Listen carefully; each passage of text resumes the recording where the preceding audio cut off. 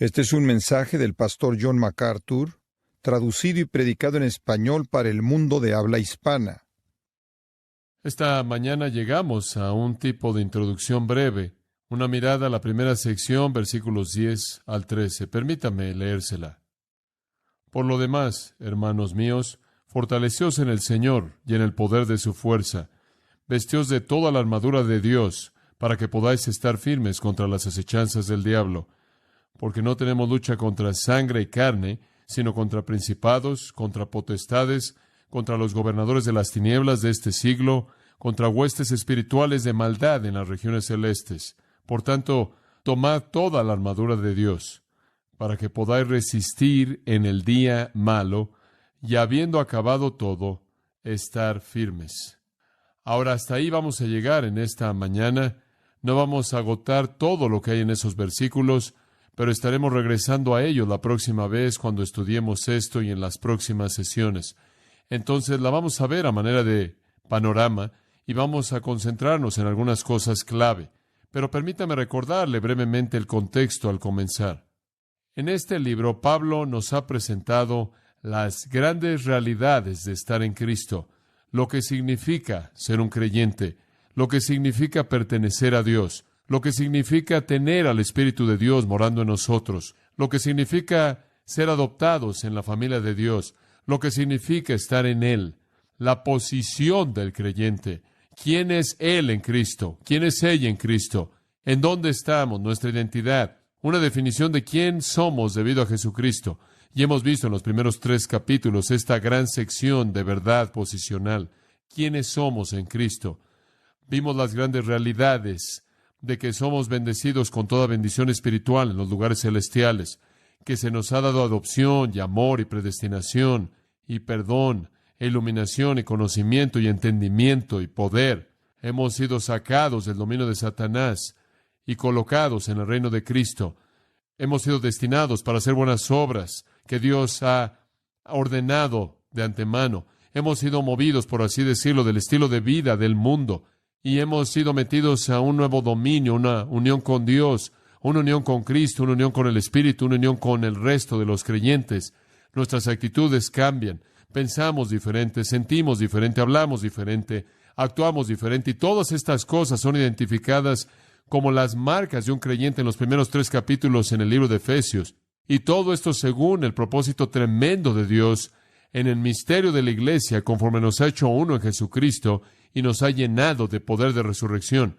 Y después, al llegar al capítulo 4, 5 y 6, vimos que nuestra práctica fue explicada, nuestra posición, quiénes somos, nuestra práctica, cómo vivimos, y el apóstol delineó los estándares de la vida que debemos alcanzar. La idea que le mostré podría ser ilustrada por un auto. Los primeros 3 capítulos describen un auto, su motor, su batería, su capacidad, y después en los segundos 3, el mapa por el que el auto debe manejar. Y como creyentes somos definidos como individuos con mucho poder. Y en los últimos 3 capítulos nos muestran a dónde vamos con este poder. La marcha es ser fortalecido por el Espíritu en el hombre interior, ser llenos del Espíritu. Y conforme el Espíritu nos controla, se prende la batería y comenzamos a movernos en obediencia para seguir el mapa que Dios nos ha dado. Y vimos en el capítulo 4, 5 y 6 que debemos vivir de una manera diferente que el mundo. Debemos caminar de una manera digna. Es un andar de unidad, un caminar diferente al del mundo, un caminar de amor, un caminar de luz, un caminar de sabiduría, un caminar en el Espíritu.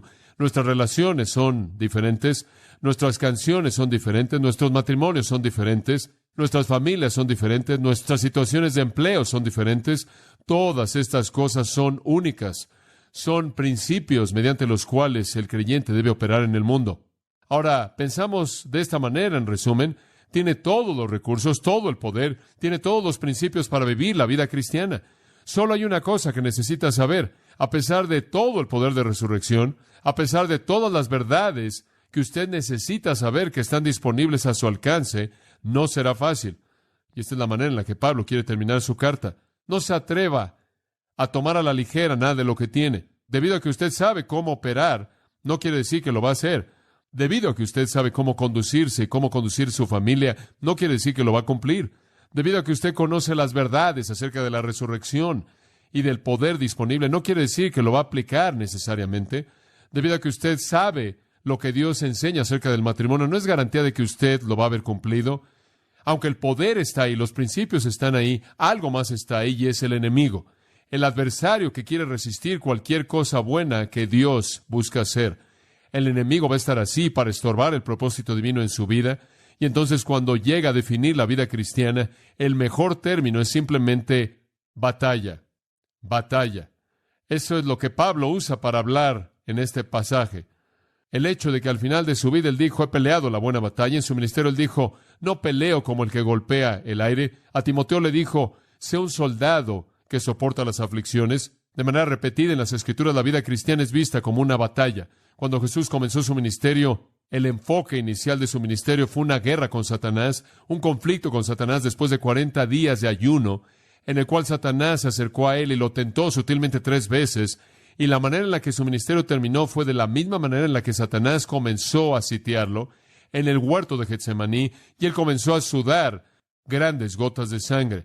Eso nos muestra muchas cosas, pero nos muestra una cosa que quiero señalar, y es que sea que usted esté al principio de su experiencia o al final de la misma, usted va a estar en la misma batalla y si usted cree que va a ser más fácil, está mal. Jesús tuvo un conflicto al principio, pero él no sudó grandes gotas de sangre en el desierto. Eso estuvo al final cuando estuvo en el huerto. Si hubo algo, fue una intensificación de los esfuerzos del enemigo conforme Cristo se acercó más a cumplir sus metas. Me acuerdo cuando era joven, alguien me dijo, ¿sabes una cosa? Debes comenzar a dar testimonio porque entre más lo haces, más fácil se vuelve. Eso no es verdad. Entre más eficaz se vuelve usted, Satanás trabaja aún más. La gente me dice, has estado predicando por tanto tiempo que debe ser fácil. No es más fácil de lo que fue antes, es igual. Algunas veces, de hecho, es más difícil.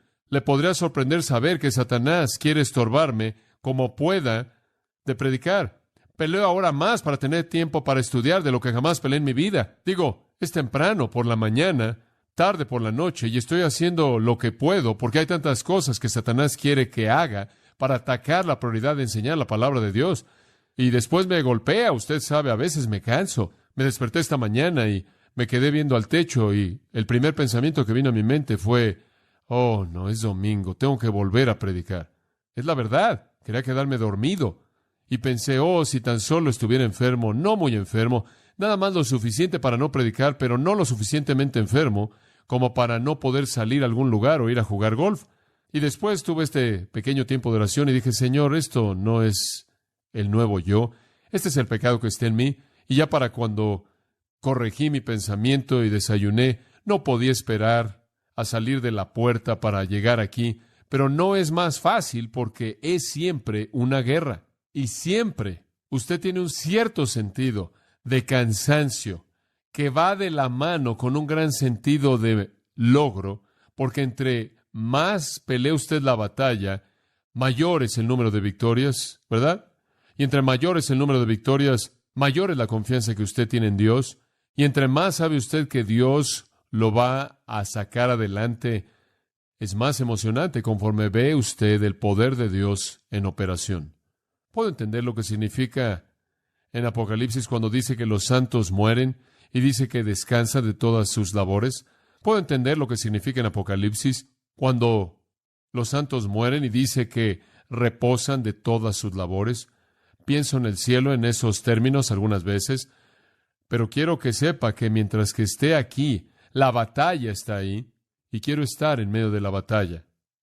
El apóstol Pablo dijo en 1 Corintios capítulo 16, en el versículo 8, él dijo, debo tardarme en Éfeso. ¿Por qué? Porque una gran puerta y oportunidad se me ha abierto y hay muchos adversarios. Él dice, tengo que quedarme aquí porque aquí es en donde está más ardiente la batalla. Muchas personas en la vida cristiana, como dije, piensan, tengo que salirme de esto, se está volviendo difícil. Tengo que encontrar un ministerio más fácil. Muchos hombres en el pastorado, tan pronto como se pone la cosa difícil, se tienen que ir. Se da cuenta, tengo que irme. Pablo dice, me tengo que quedar aquí. Aquí es donde la batalla está más fuerte. Aquí es donde la mayor victoria es potencial, es una guerra.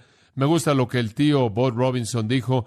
Él vio la vida cristiana como una guerra y dijo, en toda mi vida muerdo al diablo y cuando he perdido mis dientes, voy a morderlo con mis encías hasta que muera. Es incansable, nunca deja de ser una batalla. Vivir para Cristo no es bailar un vals ahí recogiendo flores, es caminar en medio de un campo minado con francotiradores a su alrededor, francotiradores que no puede ver o percibir porque pertenecen a una esfera sobrenatural que va más allá de su capacidad para concebir. Esta es una guerra y el enemigo es el infierno que está determinado a destruir todo propósito divino, y entonces el creyente tiene que verse a sí mismo de esa manera. Somos hijos, sí, somos siervos, sí, pero también somos soldados. Y conforme Pablo dice en 2 Corintios capítulo 10, las armas de nuestra milicia no son carnales, sino son poderosas en Dios, y estamos enfrentando imaginaciones y enfrentando cosas altivas, dice él, y estamos enfrentándolas para traer nuestros pensamientos cautivos a la obediencia a Cristo. Estamos peleando una guerra que no es simplemente física, no es simplemente carnal, puede tener ese elemento. La batalla contra el enemigo puede venir mediante seres humanos, puede venir, como en el caso de Jesús, mediante la persecución de los hombres, puede venir en forma de burla y maldición y lenguaje abusivo, puede venir en forma de golpes al rostro, puede venir en forma de clavos y lanzas en el costado, puede venir al cristiano en la actualidad, como con los apóstoles, en la forma de ser decapitado o ser matado por causa de Cristo. Puede venir en esas maneras, y quizás conforme continuamos predicando a Jesucristo fielmente en una sociedad que más y más es impía y humanista, llegará a ese punto.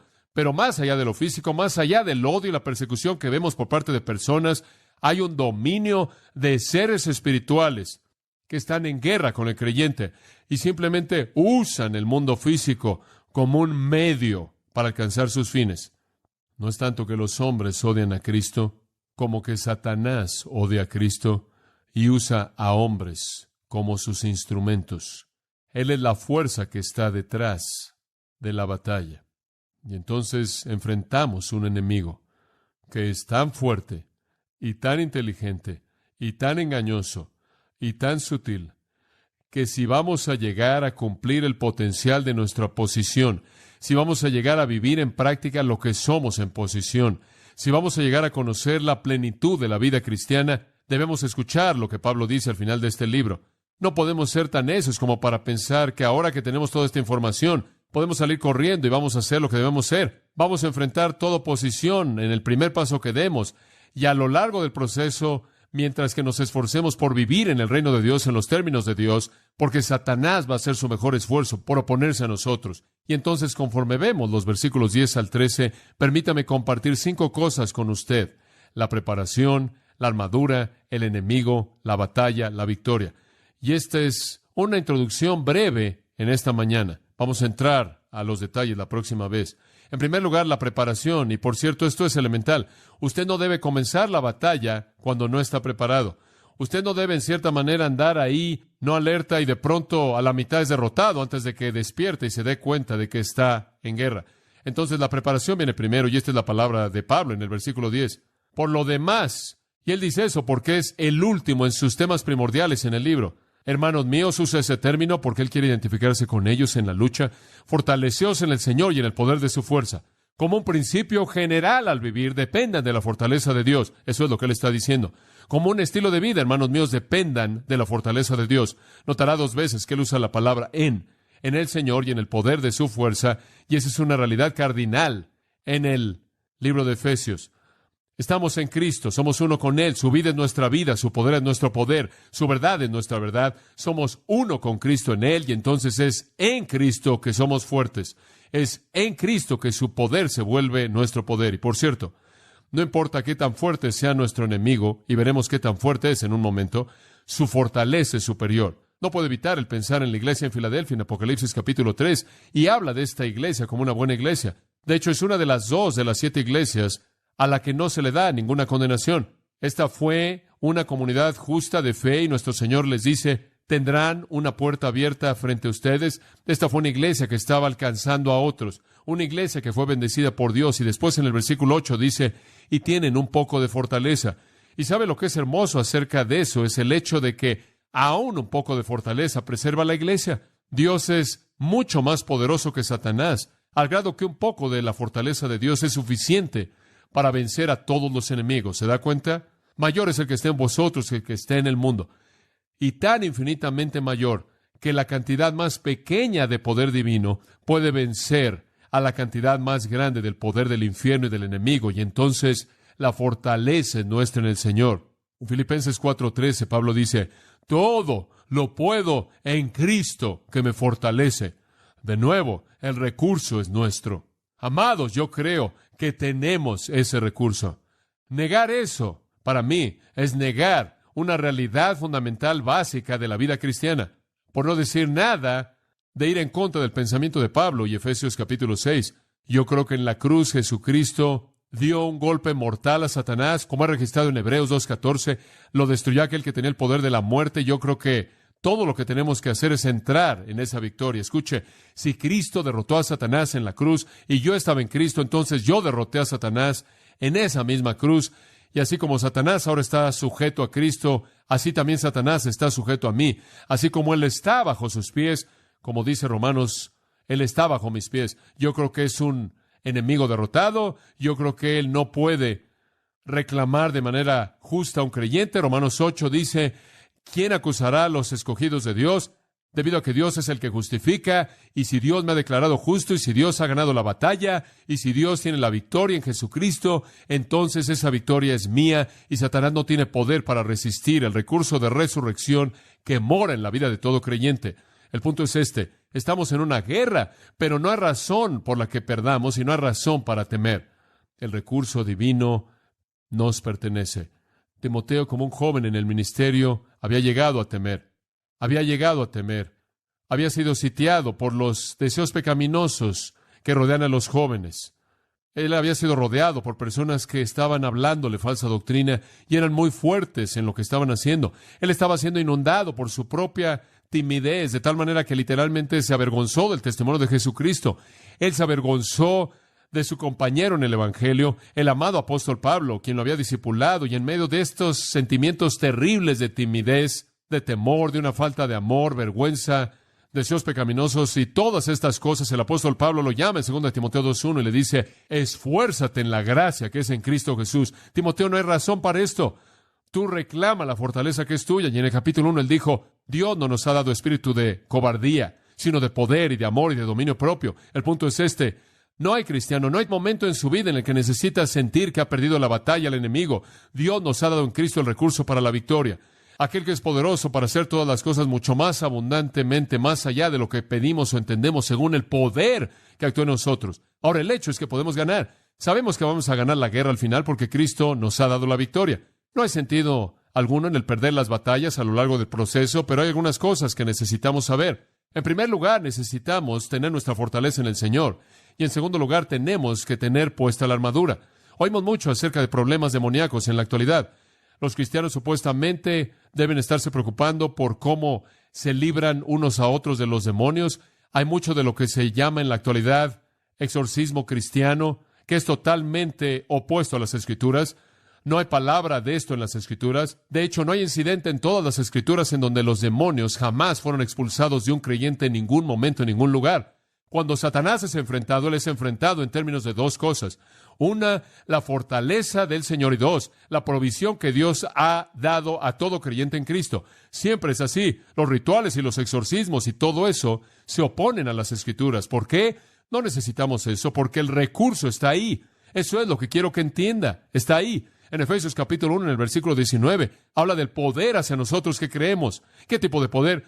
Poderoso. Mucho poder. ¿Qué tan fuerte? El poder que resucitó a Cristo de los muertos y lo levantó y lo colocó a su diestra en los lugares celestiales, por encima de todo principado y poder y dominio y todo nombre que es nombrado, no solo en esta época, sino en la venidera. ¿Qué tipo de poder tenemos? El poder que conquistó la muerte en la cruz, el poder que conquistó la muerte en la tumba, el poder que exaltó a Cristo a la diestra y colocó a todo ángel y demonio en el universo bajo sus pies. Ese es el poder que tenemos. Ese es el poder hacia nosotros, de tal manera que le digo que todo creyente tiene un recurso dentro de él, que él o ella tiene para enfrentar a Satanás sin importar qué ataques el diablo pueda traer, pero en base a algunas condiciones. Una, que su fortaleza es en el Señor, no en sí mismo.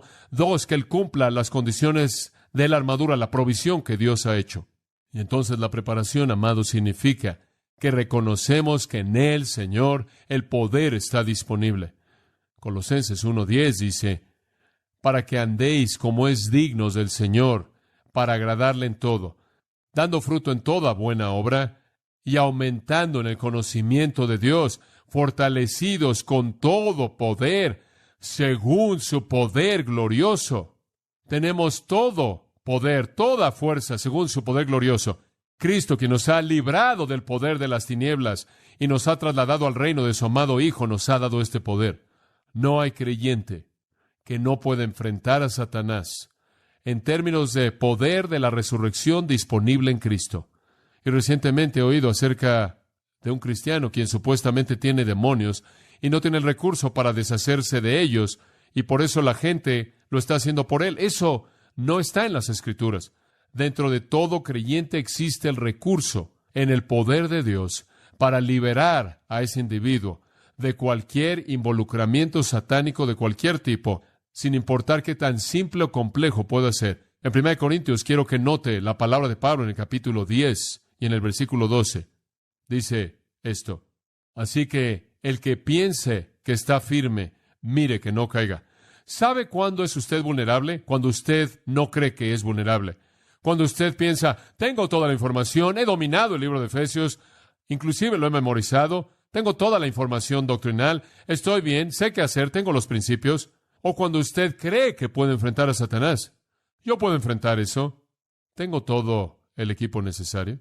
El punto es este: cuando usted cree que lo puede hacer, no puede. Pero por otro lado, cuando usted depende de Dios, no hay nada que Satanás le pueda hacer a usted que demande que usted pierda la victoria. Observa el versículo 13. Por otro lado, no os ha sobrevenido ninguna tentación que no sea humana, pero fiel es Dios. Ahora observe, todo esto depende de quién es Dios.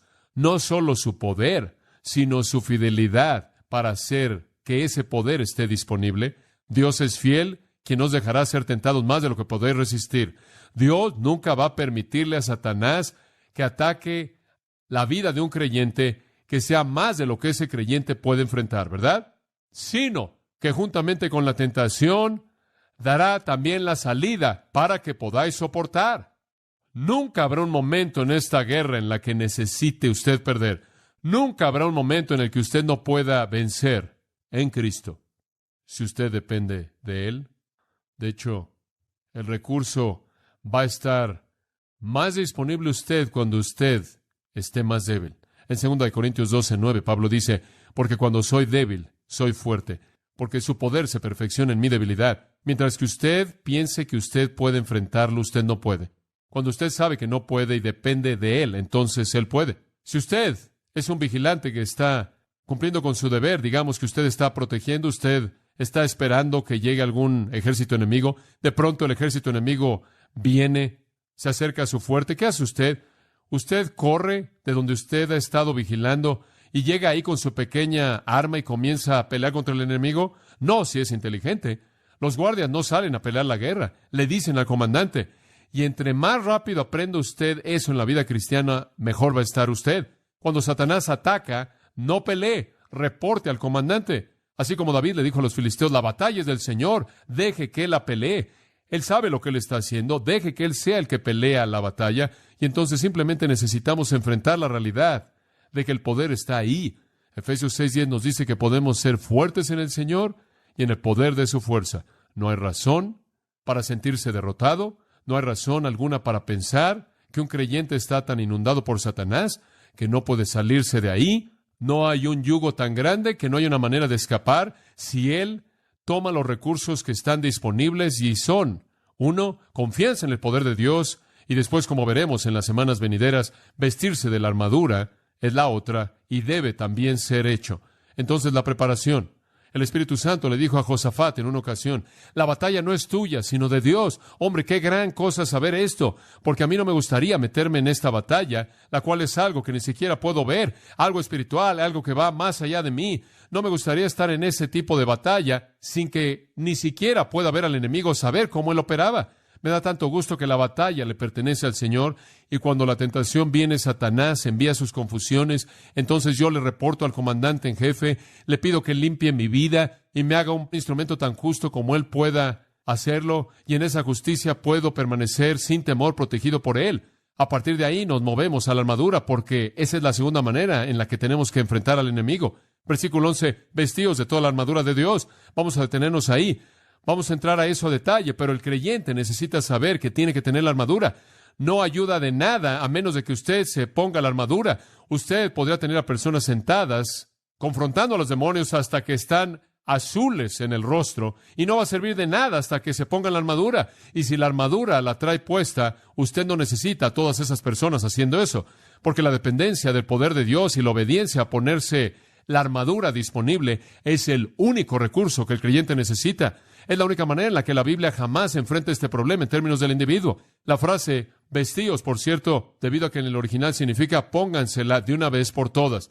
No es como uniformes de juego en donde usted se los pone el sábado cuando es hora de jugar. Usted se pone la armadura una vez y la deja ahí el resto de su vida. Usted nunca se quita la armadura hasta que esté con el Señor. Usted se pone la armadura y se queda con ella. Y si usted no la tiene puesta, usted se vuelve vulnerable en cualquier punto. Y entonces Pablo, encadenado a un soldado romano, conforme escribió esto, ve todo el uniforme del soldado romano y toda la armadura que iba con ella como una ilustración perfecta de cómo el creyente debe estar preparado para pelear contra el enemigo. En el versículo 14 él habla de esta armadura.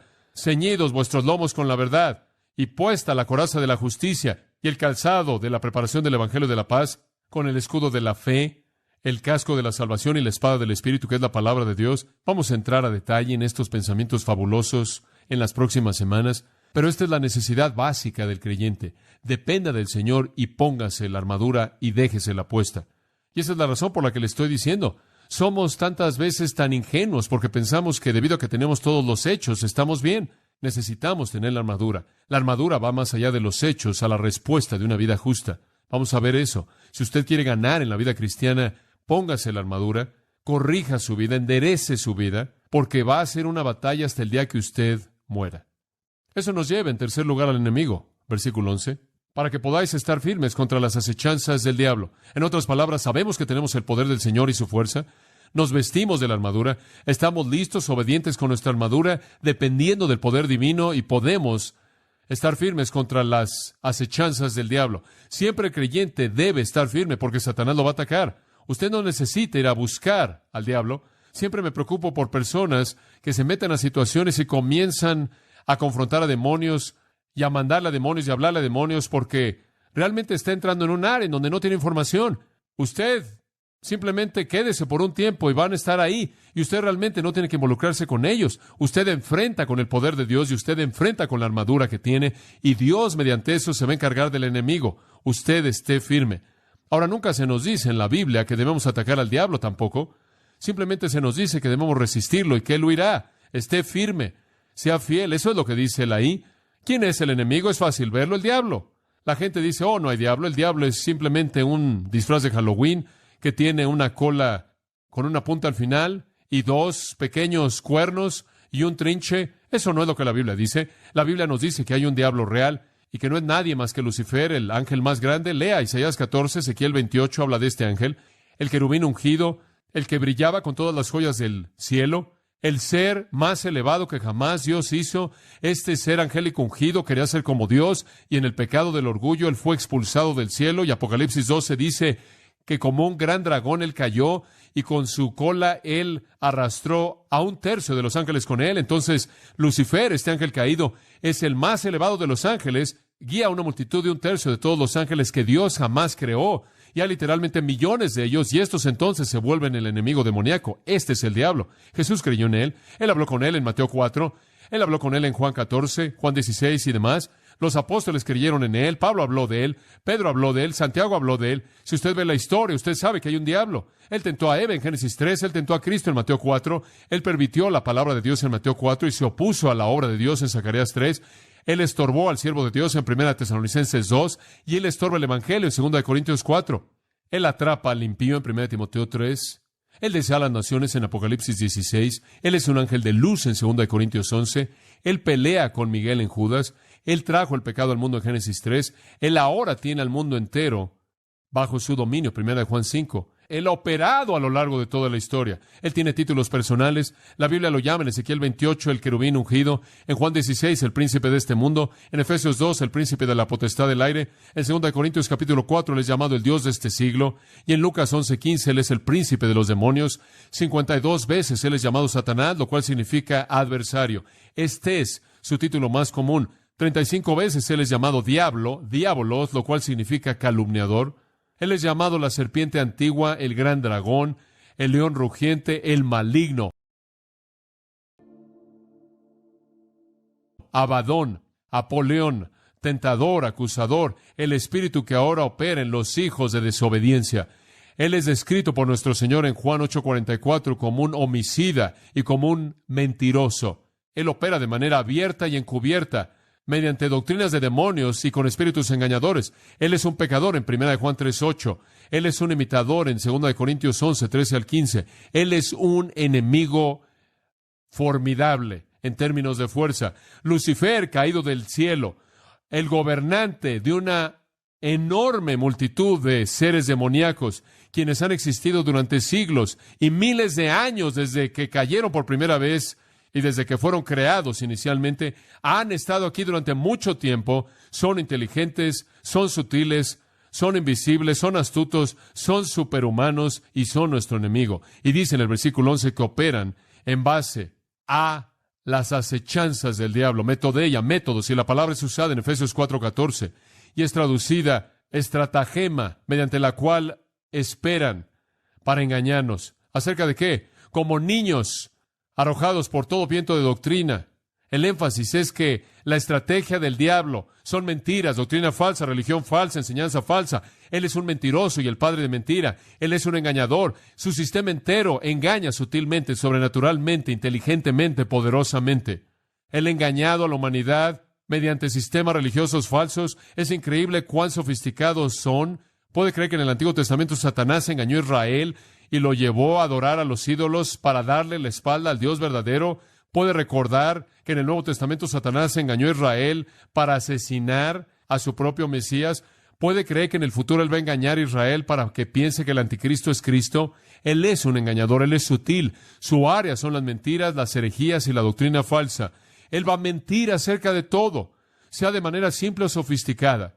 Y si algunas veces me molesto, me enojo por las doctrinas falsas y las sectas falsas y la enseñanza falsa, la razón es porque yo creo que todo eso sea una negación de la verdad de la palabra de Dios, o sea zoroastrianismo, sea la nueva liberación que niega el orden de Dios para la familia, sea homosexualidad o la nueva moralidad, sean las sectas y el resto de las religiones falsas, sean religiones antiguas del mundo. Si me molesta eso es porque esas cosas deben ser destruidas con una ferocidad igual a sus orígenes infernales, porque son de Satanás, son las acechanzas del diablo, y él es inteligente. Él se mueve en el mundo y él estorba los corazones de los hombres. Él roba la palabra, Lucas 8 dice, él la tuerce y la pervierte. Él coloca a hombres en púlpitos que niegan la autoridad de las Escrituras, niegan la deidad de Cristo, niegan la salvación por gracia, niegan la segunda venida, niegan el juicio, niegan el pecado, niegan todo. Él enseña un estilo de vida que condena. Él se involucra a sí mismo en la política y en los gobiernos y las naciones, como también en vidas individuales. A los cristianos viene y crea duda en sus mentes, como lo hizo con Eva, y lo hizo a lo largo de la historia del pueblo de Dios. Él produce persecuciones en contra de ellos.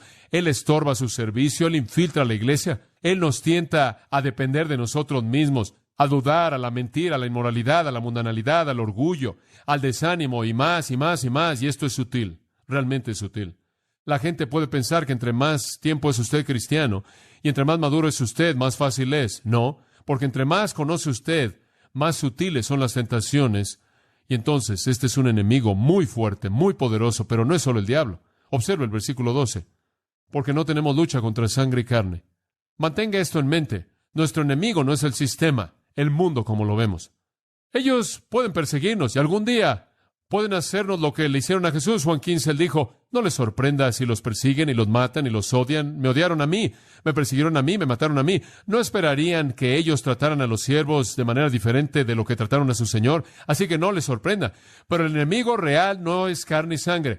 Las armas reales de nuestra batalla no son carnales, sino principados, potestades, los gobernadores de las tinieblas de este mundo, huestes espirituales de maldad en los lugares celestiales.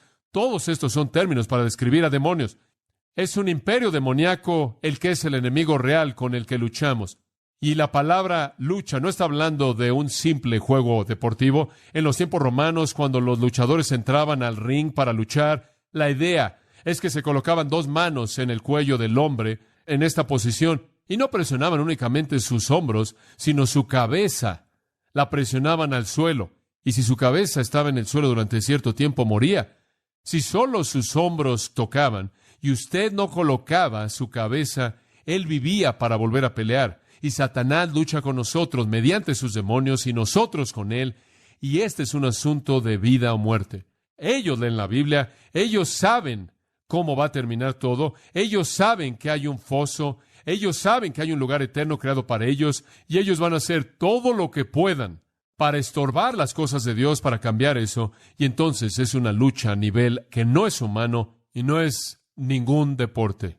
De hecho, los humanos simplemente están engañados y metidos en una guerra sobrenatural, simplemente engañados para pelear por las causas de Satanás. Y entonces nuestro enemigo es un enemigo sutil.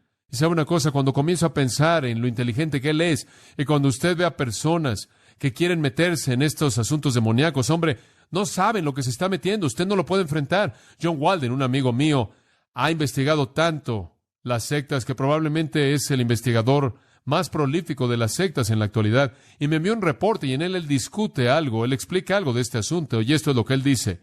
Dios no nos hizo de tal manera que podemos operar ni de manera segura ni eficaz en un ambiente de demonios, aun si es neutral, lo cual claramente no es. ¿Quién sabe lo que los demonios pueden hacer en su propio ambiente y en qué interrelaciones existen o qué puede ser producido entre su mundo y el nuestro? No fuimos hechos para volar en esferas astrales. La existencia de lo demoníaco está llena de maldad y hostilidad. No fuimos hechos con la capacidad intelectual para separar lo bueno de lo malo, lo verdadero de lo falso, en la esfera de los demonios. Por ejemplo, el profeta Daniel fue un joven brillante y piadoso. No obstante, él tuvo que recibir sabiduría adicional por parte de Dios de una manera especial para poder tener discernimiento en asuntos que eran parte del oculto. De esta manera, el involucramiento en estos asuntos siempre producirá conclusiones equivocadas, porque el hombre, como una criatura caída, no tiene el equipo necesario ni la capacidad para poder enfrentar asuntos demoníacos. Él tiene razón. Reporte usted al comandante. Reportarle al comandante es todo lo que necesita hacer. Vístase de la armadura. No se meta con el dominio que usted ni siquiera puede comprender. Y entonces esta es una mirada al enemigo en contra de quién necesitamos la armadura, en contra de quién necesitamos la preparación. Y entender la batalla es importante. No va a ser fácil para usted vivir la vida cristiana, tampoco es fácil para mí, pero le voy a decir una cosa. Las únicas cosas que importan en la vida, las únicas cosas que tienen un sabor dulce en la vida son las cosas por las que usted trabaja duro para obtenerlas, ¿no es cierto? Las cosas en donde usted ve victoria real. El gozo más grande en un día es saber que yo he vencido a Satanás. Escuche, Satanás existe. Sus demonios están por todos lados. Me conocen. Le he hablado de eso. En una ocasión, entré en una oficina en donde una persona estaba llena de demonios y los demonios comenzaron a gritarme, sáquenlo de aquí, ¿saben quién soy? Me conocen, pero ¿sabe una cosa? Esa es la única ocasión en la que estuve en una conversación con ellos. Una vez en 10 años. Ni siquiera me meto con ellos. ¿Sabe por qué? Porque la Biblia no me dice que haga eso. No sé lo que están haciendo, no sé qué tipo de juegos juegan. Esa es una esfera en donde yo no me meto. Yo no hablo con ellos, yo no les pongo atención. Simplemente me pongo mi armadura, le reporto al comandante y ¿sabe una cosa? En 10 años, Dios sigue bendiciendo el ministerio aquí y no le hemos puesto atención a eso. Escuche, ellos saben que estamos aquí, pero no me importa cuántos de ellos me ataquen, 1,000, 10,000, 100,000, 1,000,000. No me importa si todos se agrupan. No me importa si Satanás mismo viene en contra de mí. ¿Sabe una cosa? Mayor es el que está en mí que el que está en el mundo y tengo un recurso en Cristo para enfrentar esa esfera. Escuche, estoy convencido que durante los últimos 10 años han estado tratando de detener lo que Dios está haciendo aquí, pero no pueden tener éxito. No pueden tener éxito mientras que seamos fieles.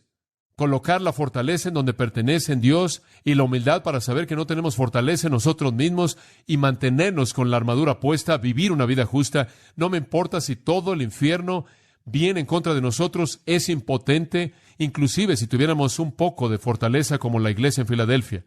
Y entonces la historia termina esta mañana con la victoria, en el versículo 13, de la preparación a la armadura, al enemigo, a la batalla, a la victoria.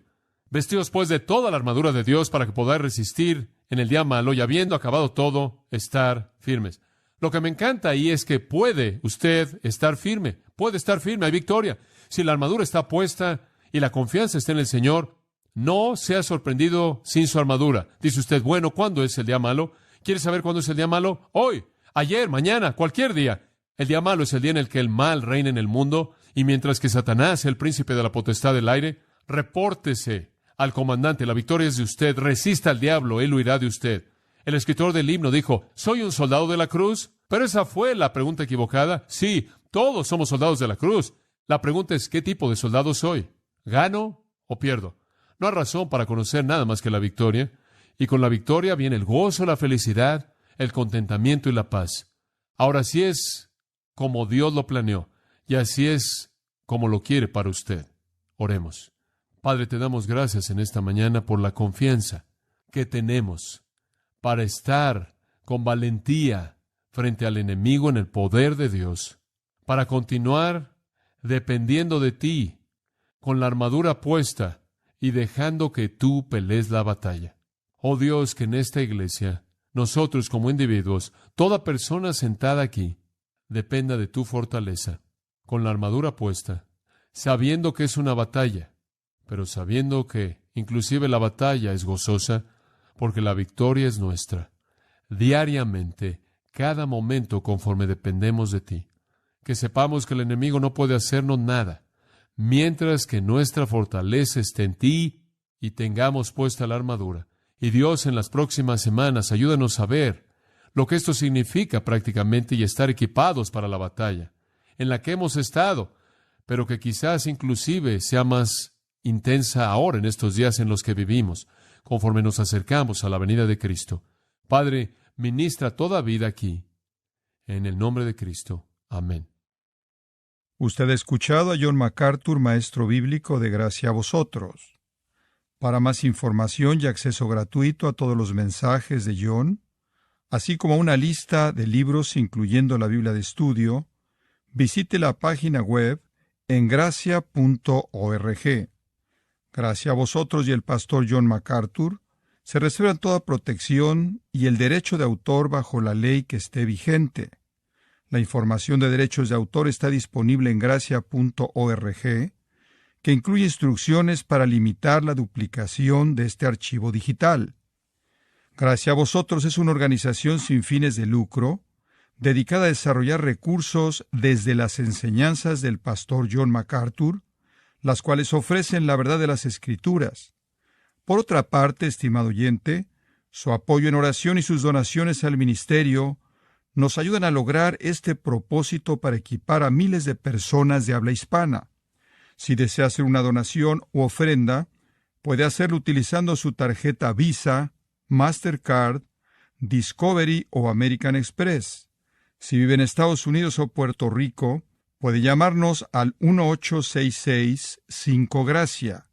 Esto es 1-866-547-2242